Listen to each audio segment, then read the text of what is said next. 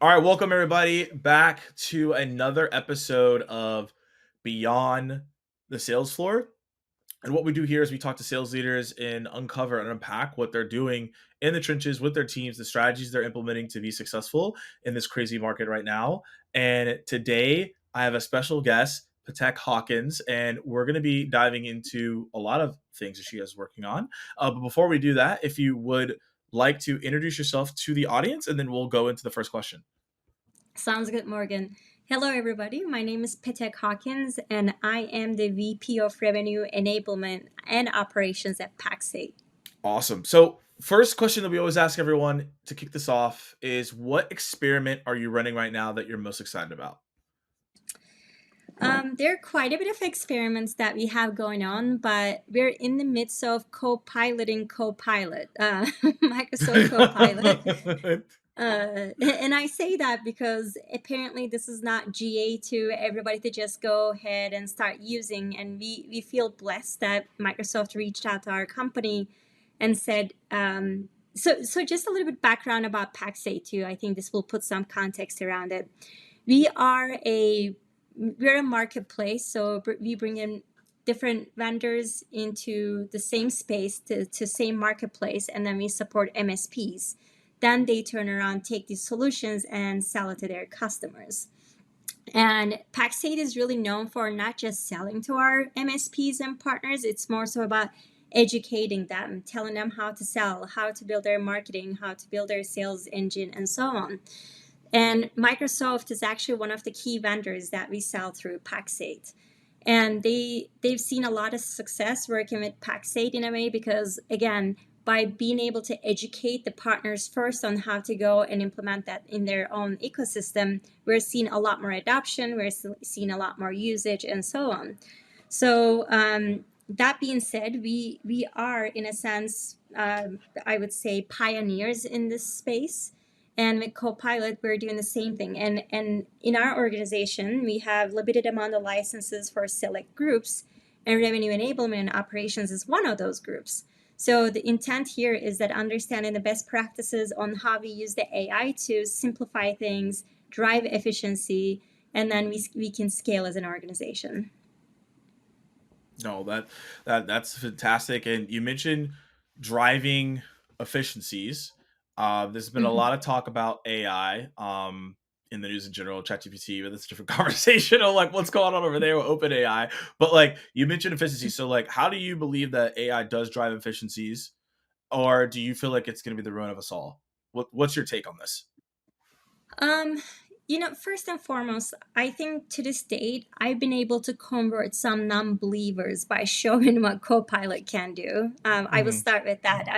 In my own organization and across the organization, we had a lot of non-believers, and just kind of saying, "What is Copilot going to do differently than what I'm doing?" and so on. And there are some quick wins that we've seen started happening. First and foremost, and I don't know what this means for call intelligence tools really. I think we're just scratching the surface with this. But being able to take in the transcribed conversation, summarizing, analyzing, and proposing the next steps in the matter of seconds is a game changer. So Hmm. I think, we have things like Gong and Chorus that, takes a look at the call intelligence and helps you do the coaching and so on. And that's just for sales. I'm talking about for the entire company, entire ecosystem, any meeting that you're a part of. So right now, Morgan, what we could do if we had the Copilot and AI, let's just call this AI, we could transcribe this, and then within the same meeting, we can say, summarize and propose next steps. Within moments, everything is done for you.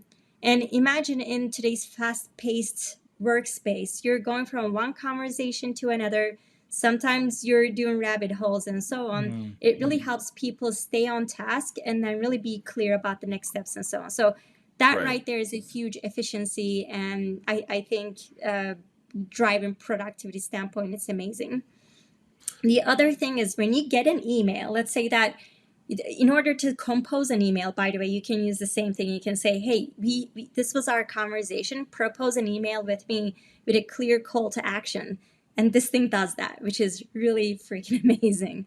Yeah. Again, time savings, efficiency over there. The other thing, you can talk about how do you, for example, bring all the information that you have in the CRM regarding your partner and talk about what's the thing that's going to get them to take that next action. We always talk about that, right? Like, how do you Mhm. close for the next step? This can really analyze all the bits and pieces of information that you have in the CRM and propose, we suggest this is the next steps that you take with it. But one thing that you have to keep in mind is that if AI can do all that, why do we need people? Well, Right. AI has hallucinations. It's amazing how it comes up with some random stuff. And you're like, Yeah, it's confident too. It's pretty confident. it is. It is like da da da da Yeah. da. Okay, you sound Yeah. smart, but Yeah. really, where did this come from? So the key comes from humanizing, right? So the AI is not Mhm. going to know that, hey, Morgan, you're going to have your brother flying in, and before you go to Arizona for a couple of weeks, you get to spend some time with your family. Right before that happens, let's have this conversation. AI is not going to know that, right? So No, no. those are the things that we need the humans for. Those are the things that, the hallucinations. That's interesting, actually. Hallucinations can make you think about, oh, we could have talked about this or so on. That could Right. be another point. But you definitely, it helps speed up everything, but it does not really do it in a way that human can do in any shape or form, is what I would summarize that as. Yeah, and so when you think about all those different components, right, it's going to help rep productivity. But look at it from your enablement standpoint, as a leader. How are you helping increase rep productivity? What are some enablement plans you have in place to help reps across the board? Yeah, so one of the things that we're doing as an organization is working on this project to create our internal chatbot. So, Hmm. biggest problem about enablement, right, is how do we provide just in time, just for me information? That's the key, right? That's the epitome of everything that we're going Right. for. And usually, what happens is that you have a program like HighSpot, for example. It can only pull information in the tagging system, and maybe some AI learning it has done, but it's again just really bound by what you put in there. So we're working with our engineering department in a project that internal chatbot, whereas all the internal databases of everything is connected in one place. So I can literally go and ask the chatbot about anything and everything, and it will give me all the information in the entire company globally. So Hmm. and enablement is a part of that project. So that's one of the things that we're working on. That's really exciting. Um, the other part of what we're designing is that how can we create some sort of a process flow build out, having AI really study what our people are doing to win deals. Like, so traditionally what has happened is that you build in your Salesforce flow funnel, stages and so on, and then you said, maybe I can build some flows, meaning when you take this action, then it's going to alert the next action and so on. And Right. that's really the extent of what can be done. So we're Hmm. hoping that with being able to use in Copilot, we will see some of the efficiencies that is going to be driven by AI suggestions so that we Right. can bring those flows in, because the decision trees, human brain can only think of so many things at a time, especially in Yeah. the, again, the face-based world that we're in. So we're hoping that's another thing that enablement is going to be helping out, just in time, just for me actions and insights. Do you feel like that also is going to be important as you have the next phase of SDRs coming in, or even sales reps that are going to be Gen Z, like that? Basically, that's how they operate. Like things that are quick, punchy, fast, just in time. Probably help them with onboarding. I'm assuming that's also going to be a part of it as well. Yeah, so I think the benefit of this is, and I mean, I don't know how many people have seen the latest news, but obviously all the platforms are increasing their filter capabilities. So, you know, spray and pray days are way gone. We Hmm. cannot do that. And you're one of the people who would say do not do that, but we still have Yeah. people who are doing that. So I think benefit of what we're suggesting is that it, in my experience, when you have someone onboarding, it takes them a minute to get used to the flow to say, okay, when I'm gonna go make a cold call, I'm first going to go find a company that's in my, class of things that I'm going to look at, qualification of things to look at. Then I'm going to find information about them in LinkedIn, their website, and so on. And people get overwhelmed. And especially in this generation of, I need everything in one click, right? Like it's Mhm. just where we are. So I think what doesn't change is that tailoring, still getting the information that you need, but how you follow a process to get there. And then how can you ingest information? You can say Copilot, analyze this context or website or information on LinkedIn, and Right. then propose me a good call to action that you can make a lot easier and then faster for you as a new SDR or BDR into a role in Yeah. XDR. Okay. No, I think that's good.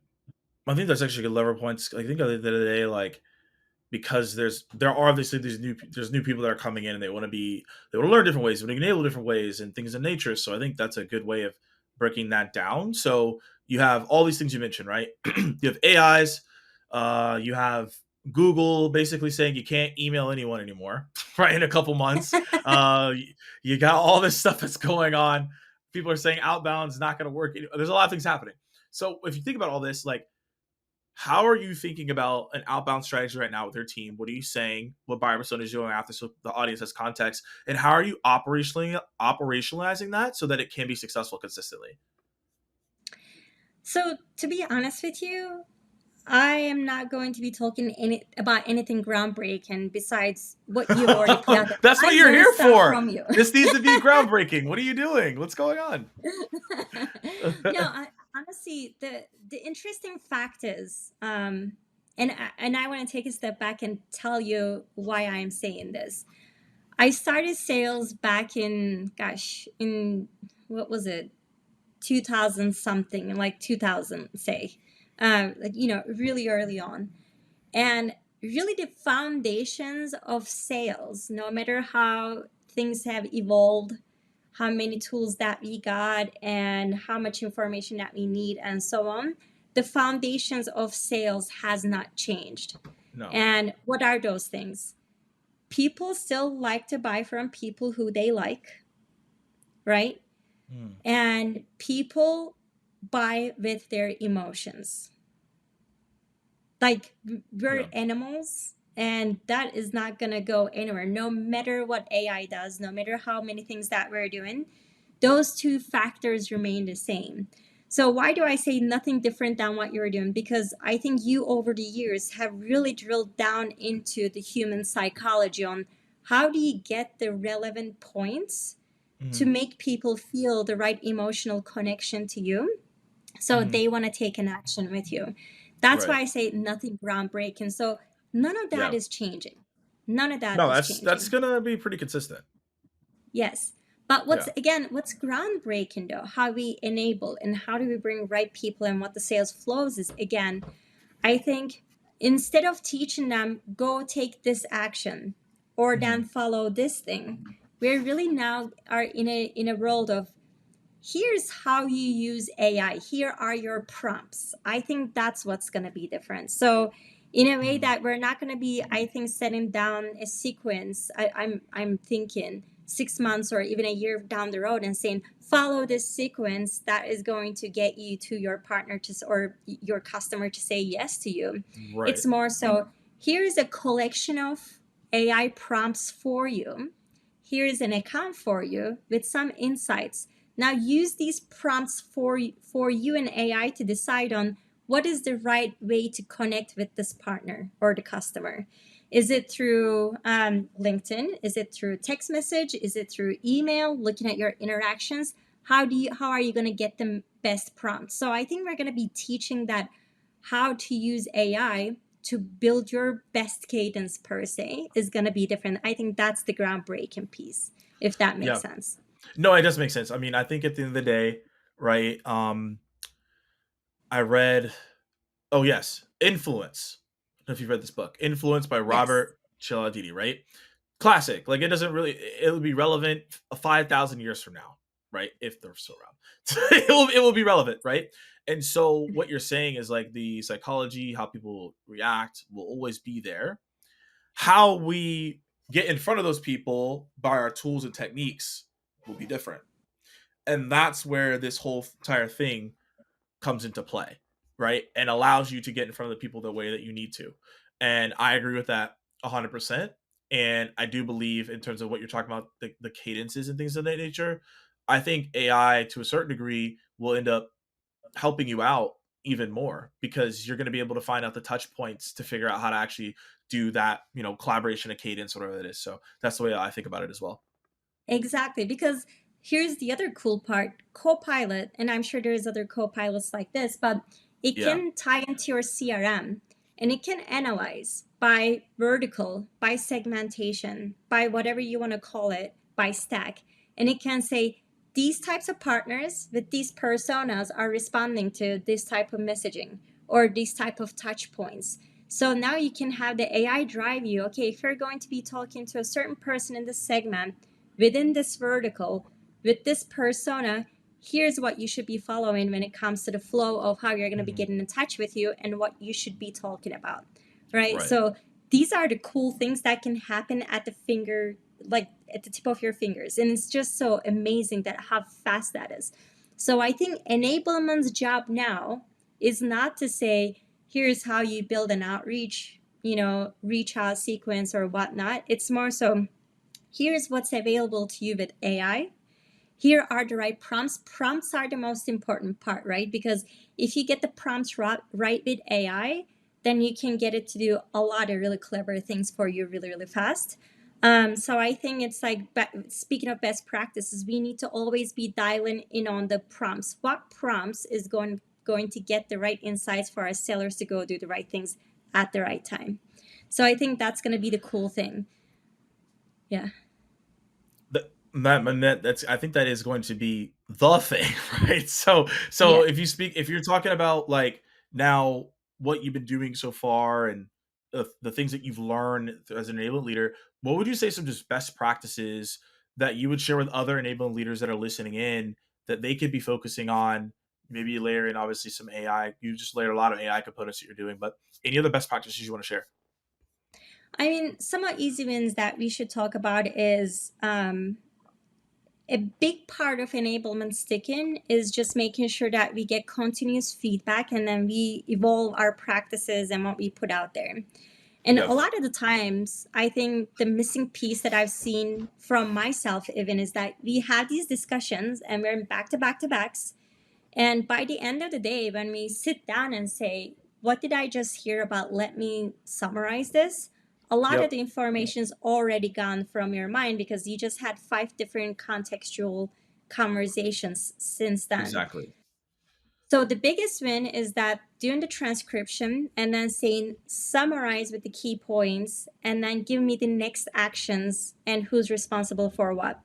AI does a wonderful job at that. And then that can jot some of your memories, which also then it enables you to be present in the meeting and not just take notes and stuff like that. So that has benefits because then also the other thing is, again, if you have 5 different meetings in a day, all different 5 call to actions and so on, it really does not help you understand what should I prioritize. What I've also done is that I've done literally in days transcripts. And then I said, depending on the tone and then the conversation, prioritize which one of these should go first. Now, Right. I always obviously have the last say in that because, that's the beauty of having the AI and then thinking the human layer on top of that. So Absolutely. that really helps with prioritization. And again, some of the prompts for this, that how many stakeholders were there, maybe for some of the meetings, all the stakeholders were there and things like that you want to consider. So those are some of the things that really helped me out. Transcription, summarizing. The other thing is sometimes you have email chain of conversations that are happening if you're working on a project, right? And then one stakeholder says something, then the other says the other. One stakeholder has been gone for 2 weeks, so they're just coming in to give their feedback, and you're thinking, what was happening 2 weeks ago? Because, Yeah, yeah, oh yeah. my Like, goodness, yeah, so yeah, much. So the other thing that you can do is you can take the entire email history and have Copilot summarize that for you, saying yeah. what was discussed so far, what are the next steps, the same way, and then what are still open items. Looking at your emails and then transcriptions of the meetings. Some of the other things that really help out is if you, let's say that you're going to be gone for a period of time, but you have ongoing meetings, you can actually subscribe to a meeting. So, it- so on your behalf, Copilot would actually analyze the meetings, summarize them for you, so you're Yeah, not skipping a beat. That's really helpful. that's So I've very seen helpful. that also being really helpful when you have leaders and the reps. They have to practice a pitch per se. So scale factor, right? You cannot be in the room. So what we do is go to Teams, start the meeting, you do this, and then we give you this success criteria, and then the co-pilot says they've done these things and not these things were not discussed, and things like that. So for enablement, these I would say have been really cool three efficiencies that we have been able to drive. And I can tell you I've been saving at least, I don't know, 5 to 8 hours a week by using Copilot. That's I mean, that's amazing. All those things you broke down is, what people could use to save their time and be more proficient moving forward. So as we wrap here, I already feel like I know this answer is going to be. So if you already like, hey Morgan, we already discussed this, but I'm asking you, what is your prediction in 2024 from a strategic standpoint on how revenue enablement is going to look? Like, what do you think is going to be the most important thing that people should focus on? The something that people should just completely forget behind in 2023? What's your perspective? I mean, it's the whole point that we've discussed, but you gotta embrace Yeah. AI. Like, Yeah. you gotta embrace AI, and I think start thinking outside the box, and then instead of thinking we're going to teach people to follow these steps, let's teach them how to use a tool that can propose those steps more intelligently, more time bound, and more efficiently. But I think the things now we have to enable is that emotional intelligence that Mhm. goes with that, and then skills that we need them to get really good at, again, asking those prompts and so on. I would say that's where we're going. And secondly is that there is some groundbreaking AI and there's some tactical AI. I feel like in enablement business, we, again, to this point, for I'm going to speak for ourselves. We've been in that transactional AI world really, really well. We've been doing some Mhm. things. Again, we're just scratching the surface. But in my next conversation with you, I would love to, be here and talk about that groundbreaking AI thing that we've done. And we're so close. I think by Q1, I can give you some more insights on one of the projects that we're working on. That's Yeah. really groundbreaking. But this, even this internal chatbot thing, that is groundbreaking, right? Yeah, no, So that's huge. so again, how do we balance the both, and then how can we as a practice keep supporting us? Because one of the best things about enablement is that we're not a selfish practice. We like giving our best practices. So I would love to Mhm. see what are some of the others doing and how we can keep grow this enablement to be, how we achieve the spot in the organization as becoming stakeholders. Yeah, no, absolutely. So, I'm hearing a lot on you need to learn AI or it's not going to look good for you. So that's basically what I'm hearing across the board. But no, in all seriousness, I think the main thing is that like take the time to understand how AI can help you, and then that obviously will help expedite your process. So I appreciate you hopping on, sharing your insights. Hopefully, a lot of people took some things away they can go take action on. And thanks for sharing your insights. Absolutely. Thank you so much, Morgan. Have a good one.